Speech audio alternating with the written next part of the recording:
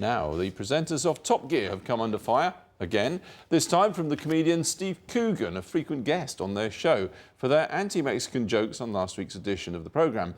In a strongly worded article in the Observer newspaper, Coogan says the comments by Jeremy Clarkson, Richard Hammond and James May were misjudged and about as funny as a cold sweat followed by shooting pains down the left arm. Coogan was responding after the Mexican ambassador to the UK made a complaint to the BBC. Here's James Blake. Why would you want a Mexican car? It started as a chat about a sports car, but it prompted the Mexican ambassador to complain of outrageous, vulgar and inexcusable insults. Mexican car's just going to be a lazy, feckless, flatulent opening stops, leaning against a fence asleep, looking at a cactus with a blanket with a hole in the middle on as a coat. I wouldn't feel upset if someone gave... But now a former guest on the show, the comedian Steve Coogan, who often attracts controversy himself, has launched an attack on the Top Gear presenters.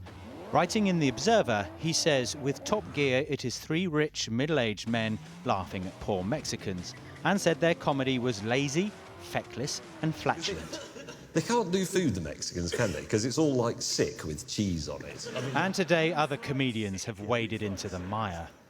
We should look at whether they've done good comedy or bad comedy, whether it's dangerous comedy as in dangerous that it supports prejudice, or whether it's dangerous comedy as in challenges prejudice. And the best comedy is comedy that makes us question. If you look at Partridge or David Brent, what they're doing is similar jokes. You can imagine David Brent doing the Mexican jokes, but at the same time there's a framework where they're saying, are you right to laugh at this? And with the Top Gear people, there seems to be no framework. There seems to be just a casual, blokey, let's laugh at it. And I think that's what's lazy about it.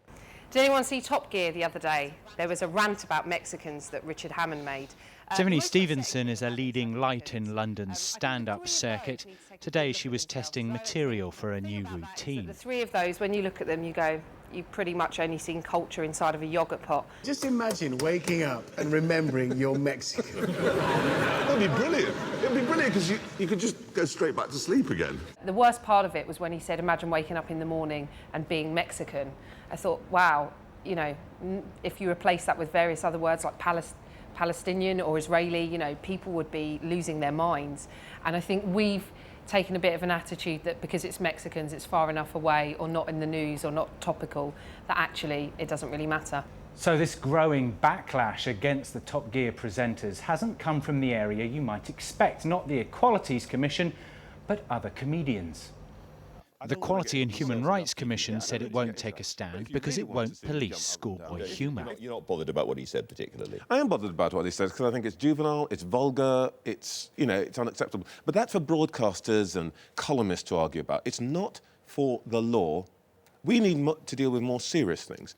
Jeremy Clarkson has made an apology of sorts in his column in The Sun, but then accused the Mexicans of being humourless. On his website, Richard Hammond writes, if we really have upset anyone, if they really feel I was expressing a genuinely held view that I believe Mexico to be populated by blokes in big hats and moustaches, then I am very sorry.